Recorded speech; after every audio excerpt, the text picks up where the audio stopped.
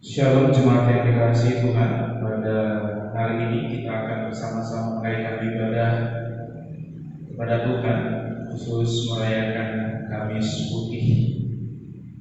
Sebelum kita memulai ibadah pada hari ini, saya mengundang kita bersama untuk menaikkan doa. Tuhan kami Yesus Kristus, pada hari ini anak-anak-Mu Tuhan datang kepadamu untuk beribadah, merayakan Kamis Putih ya Tuhan. Kiranya kasih Tuhan merahmati kami, memberkati kami dan melayakkan kami untuk melaksanakan ibadah ini kepada-Mu ya Tuhan. Segala puji kami persembahkan hanya untuk nama Tuhan kami Yesus Kristus. Amin. Mari kita menaikkan pujian dari Kidung Jemaat nomor 5, baiknya yang pertama hingga yang kedua. Kidung Jemaat nomor 5, baiknya yang pertama hingga yang kedua. Tuhan Allah namamu.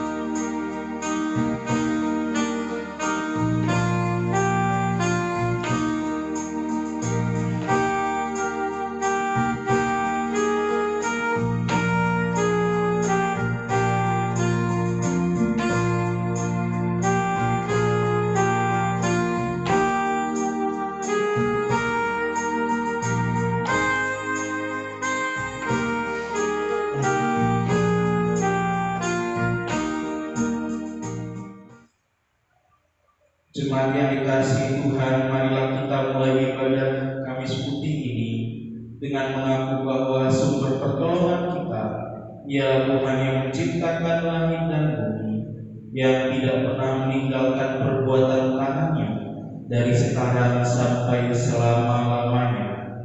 Amin.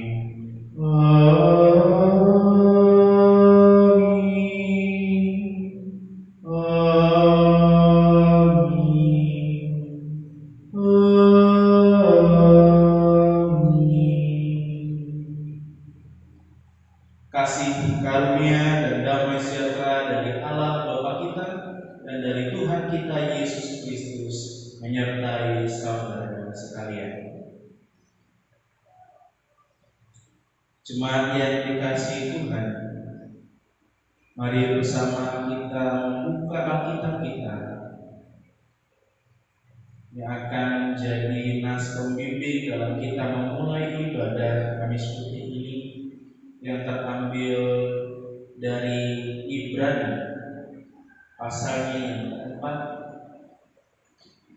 Ibrani pasalnya yang keempat, ayatnya yang ke-16. Demikianlah firman, sebab itu marilah kita dengan penuh keberanian menghampiri tahta kasih karunia, supaya kita menerima rahmat dan menemukan kasih karunia untuk mendapat pertolongan kita pada waktunya. Amin. Bersama kita menyambut pembacaan nas pembimbing dengan menaikkan pujian dari Kidung Jemaat baiknya yang pertama hingga yang kedua. Kidung Jemaat 158 baiknya yang pertama hingga yang kedua. Ku ingin menghayati.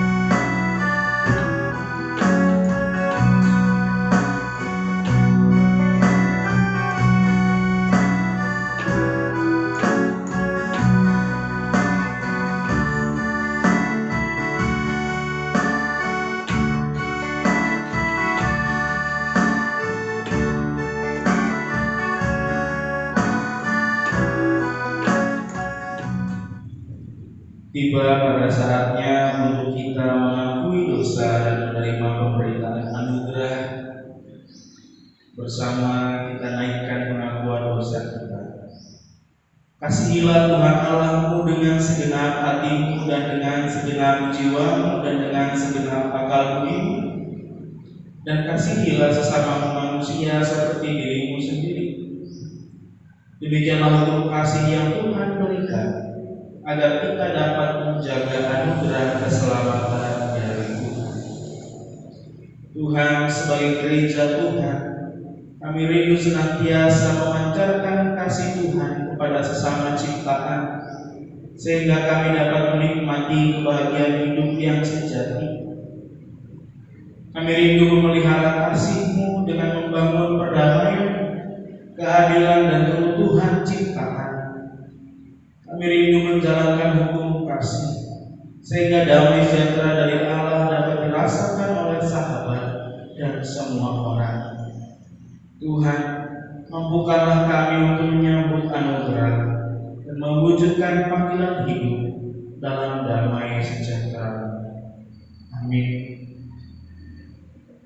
Bersama kita menerima pemberitaan anugerah yang terambil dari Mazmur pasalnya yang ke-103.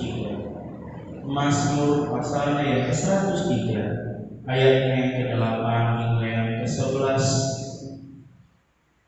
Mazmur 103 ayat yang ke-8 hingga yang ke-11, demikianlah firman. Tuhan adalah penyayang dan pengasih, panjang sabar dan berlimpah kasih setia. Tidak selalu ia menuntut dan tidak untuk selama-lamanya ia mendendam. Tidak dilakukannya kepada kita setimpal dengan dosa kita, dan tidak dibalasnya kepada kita setimpal dengan kesalahan kita. Tetapi setinggi langit di atas bumi, demikian besarnya kasih setianya atas orang-orang yang takut akan Dia. Bertolong-tolonglah dalam menjaga anugerah Allah. Demikianlah kita akan memenuhi hukum Kristus. Amin. Bersama kita naikkan pujian peneguhan dari Kidung Jemaat 457. Kidung Jemaat 457, bait yang pertama hingga yang kedua. Ya Tuhan, ya Jami.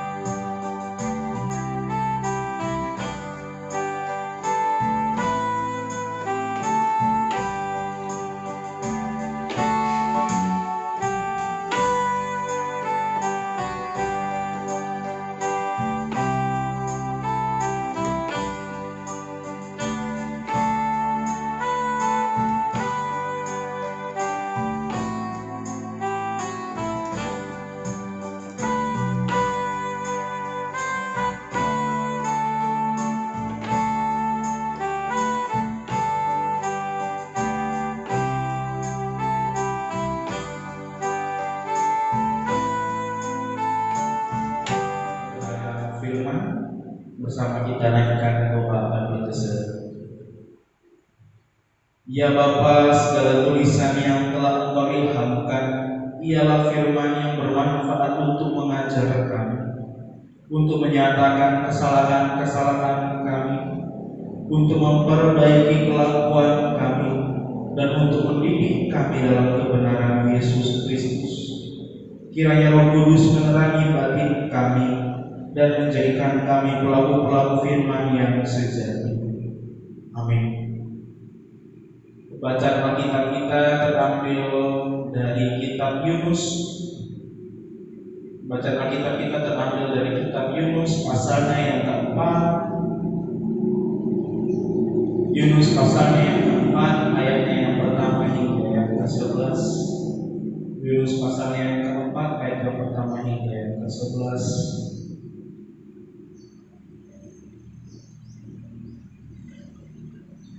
Demikianlah firman. Yunus belajar menginsyafi bahwa Allah mengasihi bangsa-bangsa lain. Tetapi hal itu sangat mengesalkan hati Yunus. Lalu marahlah ia dan berdoalah ia kepada Tuhan, katanya, "Ya Tuhan, bukankah telah kukatakan itu ketika aku masih di negeriku? Itulah sebabnya maka aku dahulu melarikan diri ke Tarsis, sebab aku tahu bahwa Engkaulah Allah yang mengasihi dan penyayang, yang panjang sabar dan berlimpah kasih setia, serta yang menyesalkan malapetaka yang hendak didatangkannya. Jadi sekarang ya Tuhan, cabutlah kiranya nyawaku, karena lebih baik aku mati daripada hidup." Tapi firman Tuhan, "Layakkah Engkau marah?" Yunus telah keluar meninggalkan kota itu dan tinggal di sebelah timurnya. Ia mendirikan di situ sebuah pondok dan ia duduk di bawah naungannya, menantikan apa yang akan terjadi atas kota itu. Lalu atas penentuan Tuhan Allah, tumbuhlah sebatang pohon jarak melampaui kepala Yunus untuk menaunginya, agar ia terhibur daripada kekesalan hatinya. Yunus sangat bersuka cita karena pohon jarak itu. Tetapi keesokan harinya ketika fajar menyingsing, atas penentuan Allah datanglah seekor ulat yang menggerek pohon jarak itu sehingga layu. Segera sesudah matahari terbit, maka atas penentuan Allah bertiuplah angin timur yang panas terik, sehingga sinar matahari menyakiti kepala Yunus. Lalu rebahlah ia lesu dan berharap supaya mati, katanya, "Lebih baiklah aku mati daripada hidup." Tapi berfirmanlah Allah kepada Yunus, "Layakkah engkau marah karena pohon jarak itu?" Jawabnya, "Selayaknya lah aku marah sampai mati." Lalu Allah berfirman, "Engkau sayang kepada pohon jarak itu, yang untuknya sedikit pun engkau tidak berjerih payah, dan yang tidak engkau tumbuhkan, yang tumbuh dalam satu malam dan binasa dalam satu malam pula. Bagaimana tidak aku akan sayang kepada Niniwe, kota yang besar itu, yang berpenduduk lebih dari 120.000 orang, yang semuanya tak tahu membedakan tangan kanan dari tangan kiri, dengan ternaknya yang banyak." Berbagai setiap kita yang membaca, merenungkan, mendengarkan kebenaran firman dan melakukannya dalam kehidupan hari lepas hari, kita naikkan hidup jemaat nomor 50 yang A, baik yang pertama, sabda pagi.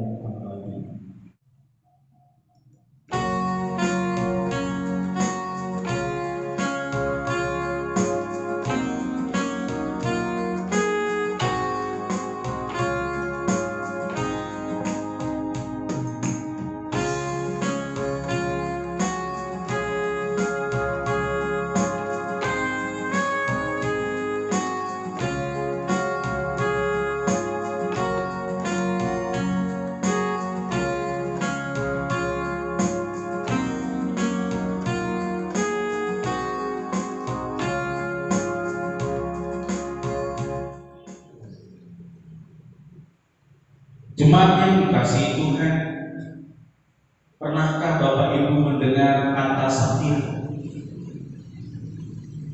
Satir adalah kata yang akhir-akhir ini menjadi kata yang viral, yang tidak asing di kalangan banyak orang.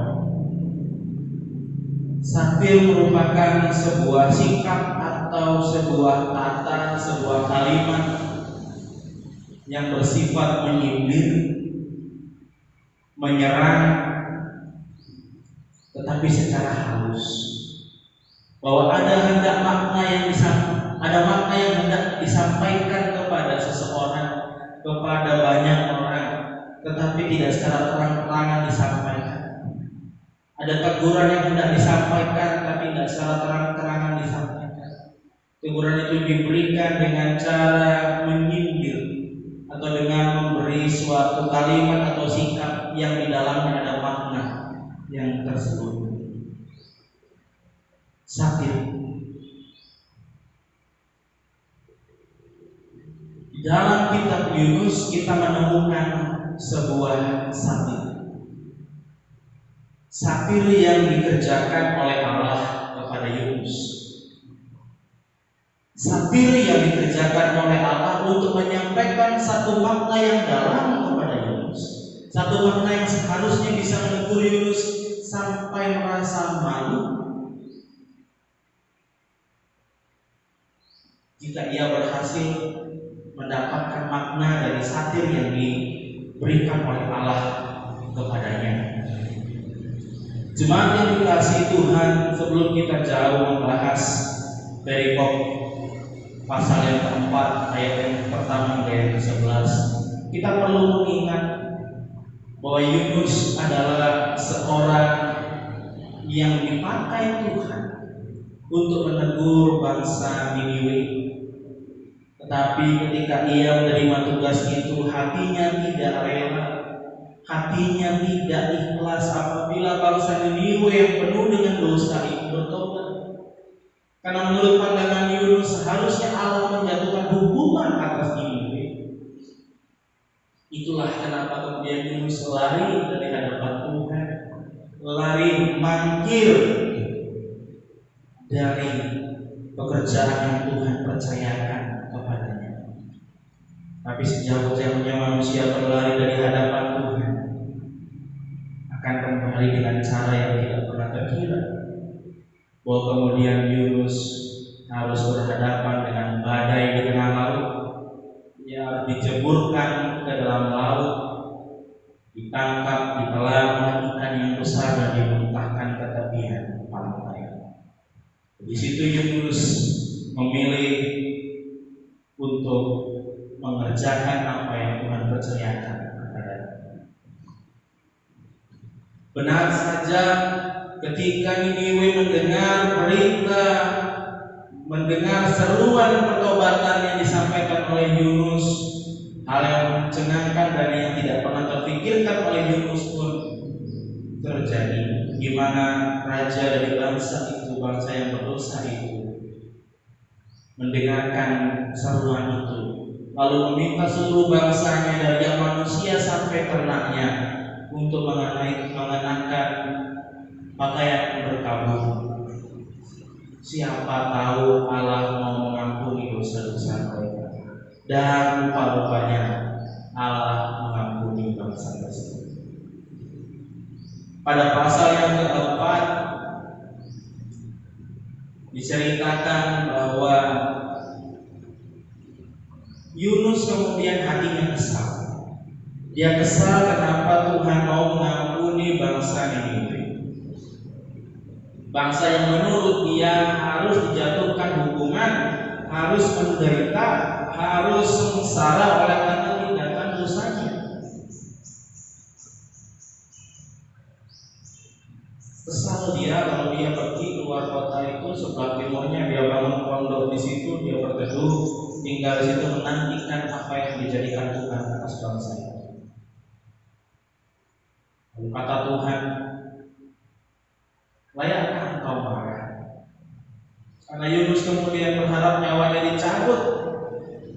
Mari kita membayangkan ada orang yang begitu mengharapkan suatu bangsa menderita, dan ketika ia tidak kesampaian, bangsa itu menderita, hatinya menjadi marah dan marahnya sampai ingin nyawanya dicabut saja. Kebencian yang begitu dalam digambarkan di sini dalam sosok Yunus. Tuhan sederhana saja, layakkah kau marah? Yunus gak menjawab. Yunus gak menguruskan hal-hal yang disampaikan Tuhan. Dia sudah abaikan itu, dia tinggalkan kota itu, dia pergi ke sebelah timur, berdiam diri di sana. Hari-hari di sana rupanya sangat panas, lalu kemudian Tuhan menumbuhkan sebatang pohon jarak yang melampaui kepala Yunus menjadi naungan yang teduh bagi Yunus di tengah-tengah panasnya hari. Sekejap saja pohon itu tumbuh dan kemudian menaungi Yunus. Senanglah hati Yunus karena di tengah-tengah panas terik ini dia beroleh tempat yang teduh. Tetapi esok harinya Tuhan kirim seekor ulat menggerek pohon itu sampai mati. Pohon jarak itu. Tidak hanya di situ. Ketika pohon jarak itu mati, datang juga angin dari timur yang membawa hawa panas yang luar biasa di tengah-tengah matahari yang sedang terik-teriknya di atas kepala. Yunus dengan kesal, marah, mengatakan kepada Tuhan, lebih baiklah aku mati daripada hidup. Kesal karena kepanasan. Lalu Allah katakan, layakkah engkau marah karena pohon jarak itu? Layakkah engkau marah karena pohon jarak itu? Lalu Yunus katakan, selayaknya aku marah sampai mati.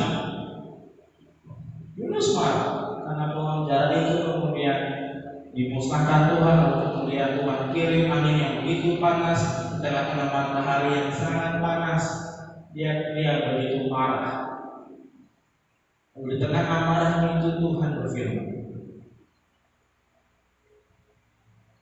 engkau sayang kepada pohon jarak itu, yang untuknya sedikit pun engkau tidak berjerih payah dan yang tidak kau tumbuhkan.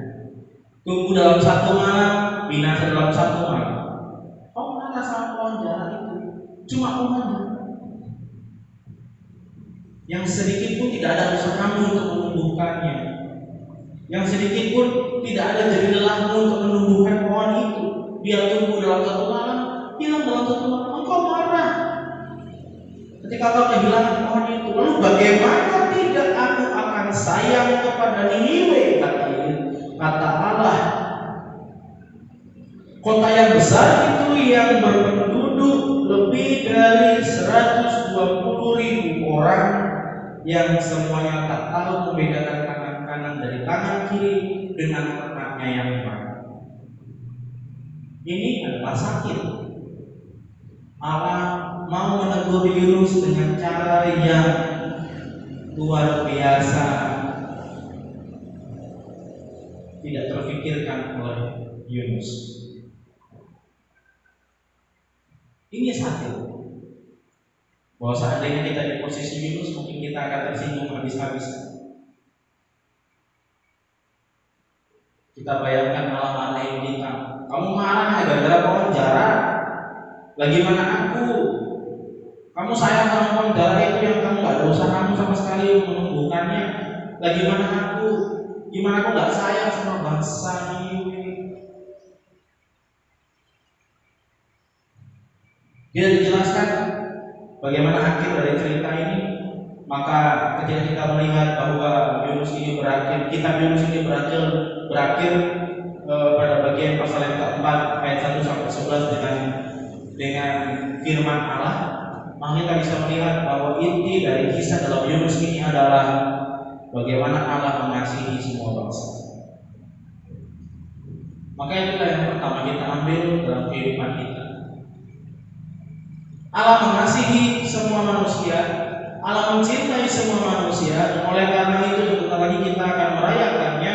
Bagaimana Allah mengutus putranya yang tunggal tunggal Tuhan kita Yesus Kristus untuk menyelamatkan dunia ini. Karena Ia mengasihi dunia dan seisi yang ada di dalamnya. Tanpa terkecuali Tuhan mengasihi manusia tanpa terkecuali. Tuhan mengasihi Bapak dan Ibu dan setiap orang yang ada di luar sana. Kenal atau tidak kenal dia kepada Yesus, beriman atau tidak beriman dia kepada Yesus, Tuhan sayang setiap manusia.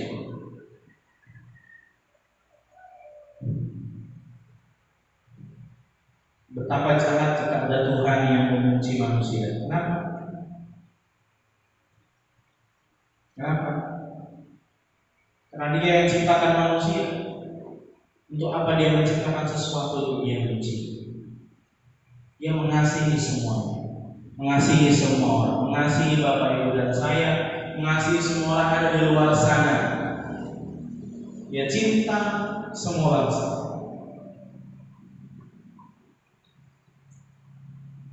Dengan demikian, ketika kita bicara soal keinspirasi dari Kristus, maka demikian juga dengan kita seharusnya orang-orang Kristen terinspirasi untuk mau mengasihi semua orang tanpa membeda-bedakan agamanya, sukunya, warna kulitnya, strata sosialnya, kemampuannya, fisiknya, apapun kondisinya, bagaimanapun situasinya. Kasih itu harus tetap kita bagikan dan kita kerjakan dalam kehidupan kita sebagai seorang Kristen. Itu yang pertama. Lalu yang kedua yang bisa kita pelajari apa? Kita belajar dari watak Yunus yang tidak mau bertobat hingga akhir. Niniwe bertobat, sekali tegur oleh Tuhan, mereka bertobat. Yunus ditegur berkali-kali, bahkan diberikan teguran yang satir dari Tuhan. Akhir kitab ini tidak disampaikan bahwa dia bertobat. Apa kesalahan Yunus? Kesalahan Yunus adalah kebencian yang kemudian mendorong dia menjadi hakim bagi sesama. Ketidaksukaannya yang kemudian mendorongnya menjadi hakim bagi sesama. Dia mau menggantikan posisi Tuhan untuk menghakimi orang lain. Dia mau menghakimi orang lain atas dosa-dosa mereka. Dia mau agar orang lain yang berdosa celaka dan beroleh maut. Dan itu tidak baik. Maka kita belajar hari ini ya Bapak Ibu, jangan coba-coba menggantikan posisi Tuhan sebagai hakim. Jika Allah saja yang adalah hakim itu mau mengasihi banyak orang, siapa kita yang kemudian mau menggantikan posisi Allah untuk menghakimi orang? Kamu berdosa tempatmu neraka, kamu tidak selamat tempatmu neraka, kamu berlaku jahat tempatmu neraka dan lain sebagainya. Tidak, bukan tempat kita, bukan posisi kita. Siapapun tidak berhak kecuali Allah sendiri.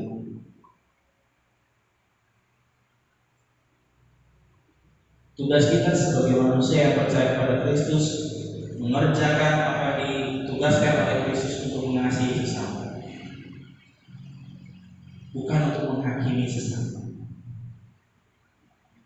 Pandanglah setiap orang sebagai orang-orang yang dicintai oleh Allah. Kalau Allah mencintai Bapak Ibu dan mencintai saya, berarti Allah juga mencintai mereka. Dan kalau Allah mencintai mereka, maka kita juga harus mencintai mereka. Tapi bagaimana kalau mereka jahat? Tuhan tidak bilang engkau mengasihi karena mereka sudah mengasihi. Yesus katakan kamu harus mengasihi sesamamu karena aku, kata Yesus, sudah terlebih dahulu mengasihi kamu. Itu saja alasannya. Bukan engkau mengasihi karena mereka mengasihimu, tapi engkau mengasihi mereka karena Allah sudah terlebih dahulu mengasihi kamu. Itu motivasinya. Maka dalam masa perayaan Paskah dan Pentakosta, khususnya di ibadah kami seperti ini, kita diajak kembali melihat bahwa Allah mencintai semua manusia tanpa terkecuali. Allah mengasihi dan mau menyelamatkan dunia ini tanpa terkecuali, maka kita tidak menjadi hakim menggantikan posisi Allah, tapi menjadi orang-orang yang terinspirasi dari Allah, yang mau mencintai sesama manusia tanpa terkecuali, apapun agamanya, sukunya, budayanya, latar belakangnya. Jika Allah mengasihi Bapak Ibu, Allah juga mengasihi mereka. Dan jika Bapak Ibu mengasihi Allah, kasih dia juga sesama manusia. Selamat menghayati masa perayaan Paskah dan Pentakosta. Tuhan Yesus memberkati kita. Amin. Saat teduh.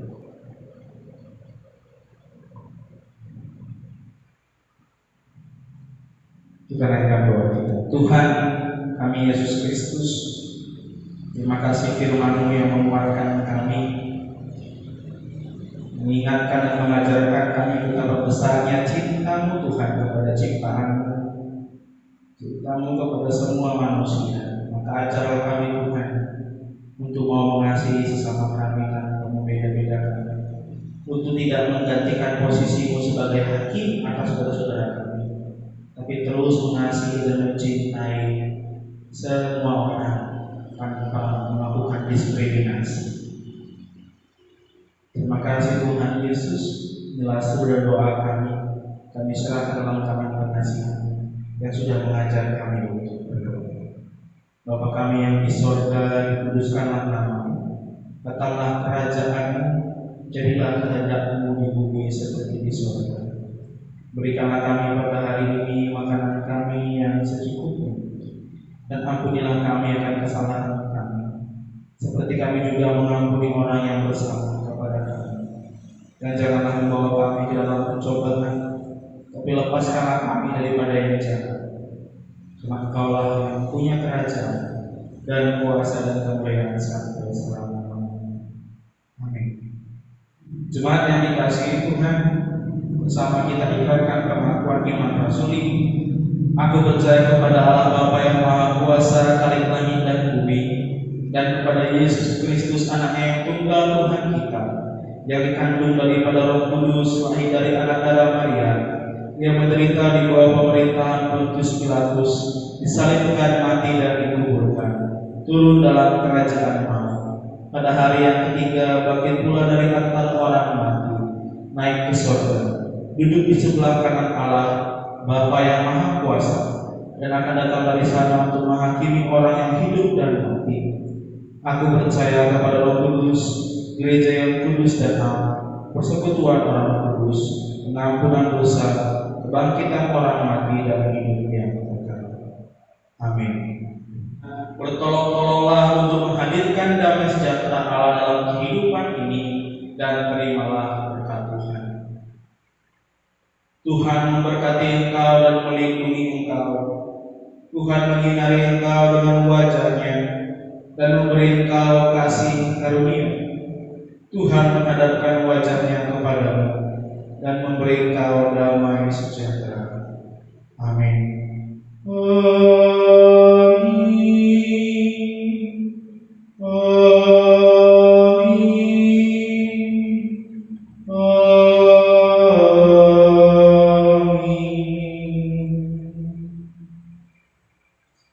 Untuk ibadah ini kita naikkan pujian dari Kidung Jemaat 445. Kidung Jemaat 445 baik yang pertama hingga yang kedua, harap akan